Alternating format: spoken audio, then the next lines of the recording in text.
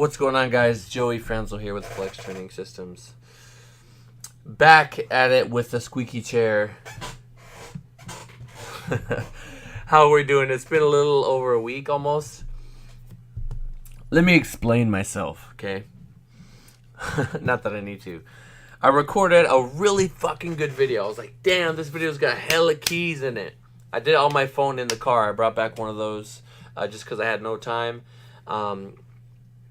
Typically, I record the video on my phone, email it to myself, download it, and then, edit it, whatever, and then post it up.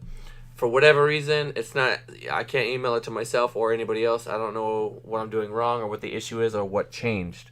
All I know is that I hadn't done it in a while. So, I didn't want to reshoot that video. I just want to try to find a way to re-record that video.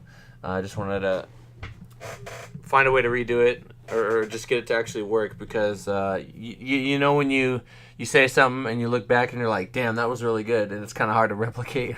It was one of those. But anyway, I'll leave it in the comments if I ever get that video up in one of my future videos. But the video that we're talking about today has nothing to do with, it's not a powerlifting specific thing in terms of like something that you can apply to your own training or programming or whatever. It is about the recent crisis that has been declared by the president of the USAPL.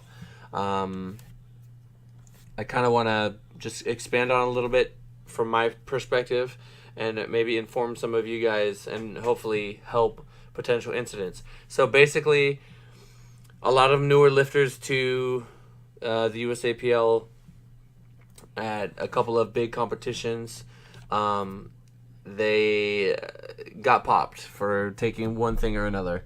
Granted, it's not only steroids you can get popped for. You can get in trouble for smoking weed. You can get in trouble for, having, I think, a certain amount of alcohol in your system. There's a lot of different things.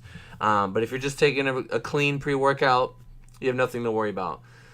If you take ADHD medication or something over the counter, any kind of stimulant, things like that, even some kind of allergy medicine, some types of allergy medicines, you could potentially get in trouble. There are lists online where you can look these things up.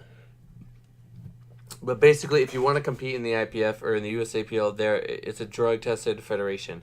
Now, if somebody gets caught outside of the USAPL, so let's say they make it through the USAPL, they get into the IPF, and they get popped, the whole federation gets in trouble. And, it's one of two things that can happen. If there's three, I think it's three, the number's three, people that get popped outside of the USAPL in the IPF, so whether it's IPF Worlds or NAPF meet or something like that, any IPF affiliate competition, after three of those, the IPF has the option to tax us a shitload, or just completely say, you know what, you guys don't get any IPF meets for X amount of years, or both. From a business perspective, and what I think is most likely going to happen, they'll probably, because we are such a big federation, we bring so much money into the sport. I'm thinking they're just gonna. It's just gonna be a fine, pretty steep fine. Who knows?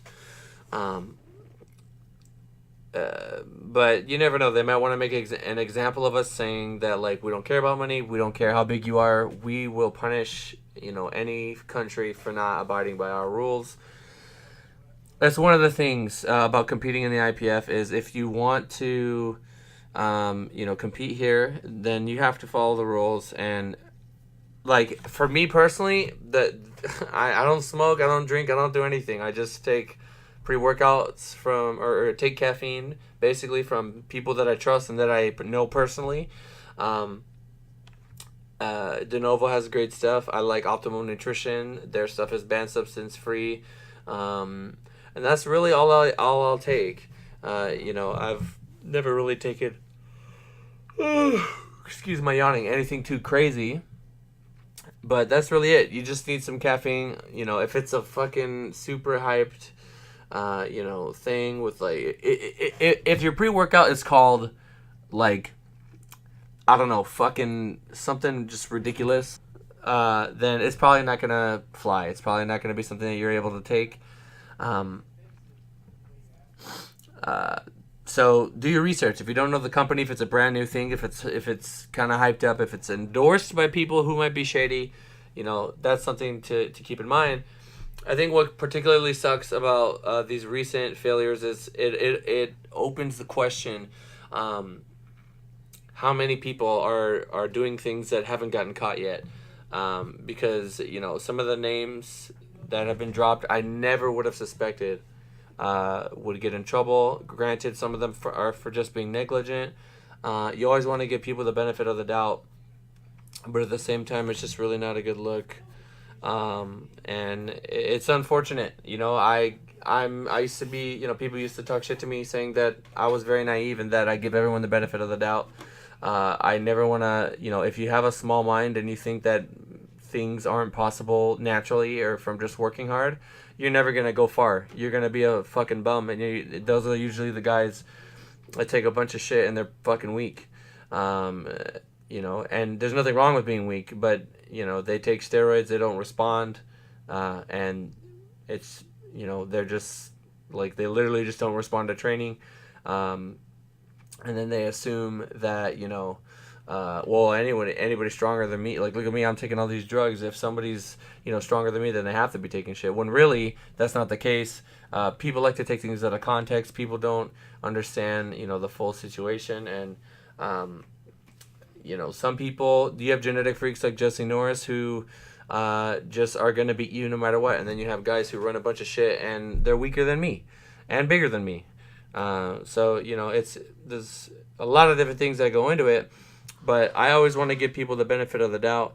I always want to believe that they're honest, that they're doing everything in their power to just train and win legit. If they do something shady, it's totally not worth it, especially in powerlifting. I was talking to my girlfriend about this, but it's interesting how, like, in the UFC, you have guys getting popped. Obviously, there's millions of dollars on the line. That's a totally different thing. But they get popped, they serve the suspension, and then, that's it. Like, they still have their fans. People are going to love them regardless. And I've learned that people are just going to believe what they want to believe, whether the facts, are proving them to be illegitimate or not. You never know. Maybe someone did take something that was shady. Maybe they were straight up lying. All I know is that if you're listening to this video, at least, like, take it from me, man. Don't do it. Don't cheat. It's not worth it. It just shows what type of person you are if you are going to do something like that. And it's kind of pathetic when you think about it. It's definitely like an ego thing. But the point of this video is to just let you guys know, if you compete in the USAPL, please read your labels. Pay attention to what you're putting in your body. I would say the less you can take, the better. Make sure that whatever you're taking is from a trusted brand. It's from a legit organization that you can test elsewhere and know that it's legit, or they show you their lab work or whatever. If you're taking the new hype fad thing, you run the risk of getting in trouble, and it's just a bad look. For example, if one of my guys gets popped, I have to drop them. I have no choice. Like, it's, you straight up lie to me when you do stuff like that. I ask everyone, do you take steroids? If you do, okay, whatever, you take steroids, I don't have anything against you. But if you take something, you lie about it, and then you get caught, you're a piece of shit. That's really all it comes down to. You have no excuse, literally no excuse, for that kind of behavior.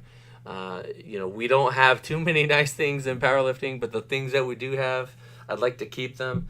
I like sending guys to Worlds. I like doing the Arnold. I like having the option for NAPF competitions. It's nice that our sport if we don't have international competition or ties to the IPF, like what is the USAPL then? It's a legit federation. You know, maybe the Arnold can still be a thing, just won't be sanctioned by the IPF, still be USAPL, whatever. There's always going to be those haters out there that think everybody at the top in USAPL is on. It's really unfortunate when things like this happen. And then, you know, if you're getting caught for something stupid, like you're just not paying attention, you got to read your labels. You have to read your labels. You know, and I'm not making this to talk shit to anyone or bash anyone. I'm simply, you know, just trying to shed light on a situation, letting you guys know that if you're going to compete in the USAPL, you have to read your labels. It sucks that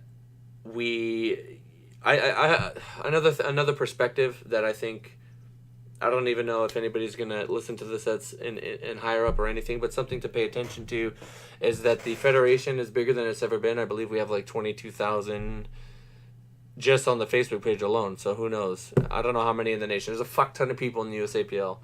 It's an absurd number.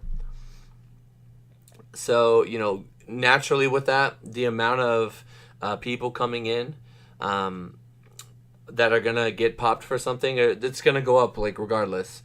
I'm pretty sure we have more, you know, local raw lifters for sure than any other country. We appeal to the youngest demographic.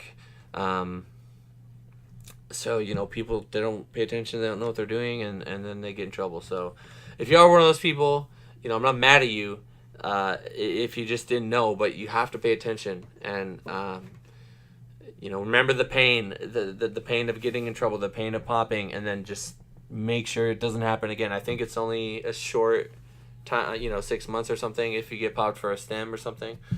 Well, you got to pay attention. You got to read your labels. If there's even a question, just don't do it. Like, it's just not even worth it. You know, I enjoy knowing that for the most part, everybody's drug free. Obviously, you know, people are going to perhaps slip through the cracks, but new technology is coming out. They're being able to detect things, you know, better and better. So who knows? But it's all we got for now. It's really the only place that a truly drug-free lifter can lift and thrive. I mean, you know, the USPA is great too. I like them. If you want to do their drug tested thing, that's cool too. And it's kind of like less stress because you literally have to sign up for the drug-free one and pay for it, I think, which I think is kind of legit. You know, you're literally paying, so like if you fuck up, you look even more retarded. But yeah, guys, a little bit of a different video. I have another podcast coming up, hopefully by the end of the week, or that will be up. I want to get 2 more informative videos out by Monday. And, you know, just every week, every day that goes by, we're getting closer to Raw Nationals. I can feel the momentum building. You know, I'm trying to hold things together, trying to make a strong showing at this new lighter body weight. I've been chilling around 230, so really excited. You know, and like 3 days out of the week, I literally just carb up for 3 days straight, and then I go back to my thing, and I'm chilling. So it's gonna be great. It's gonna be good. I'm having fun with training, having fun with prep. You know, powerlifting is definitely, it's been good to me. So let powerlifting be good to you and read your fucking labels. Alrighty, guys, thank you so much for listening. I'm rambling now. I will talk to you in the next one. Oh, really quick, I forgot. The Flex apparel, all of my shit is live. Everything, A7 collab, competition shirts, women's stuff, tank tops, everything, whatever you want. Really quickly, to those of you that have already purchased things, holy fuck, I am so like incredibly grateful. Like in the first day, I think we beat our best sale, you know, like sale period ever. So that's really, really awesome. I have more people than ever signing up for an entire year just for coaching, just to, you know, so we can build that relationship and I can really use my keys over time, because everybody knows keys get better over time. You're rewarded for your loyalty. We're doing great things over here with them Flex boys. You know what I'm saying? Alrighty, I'm out. Love you guys. Peace.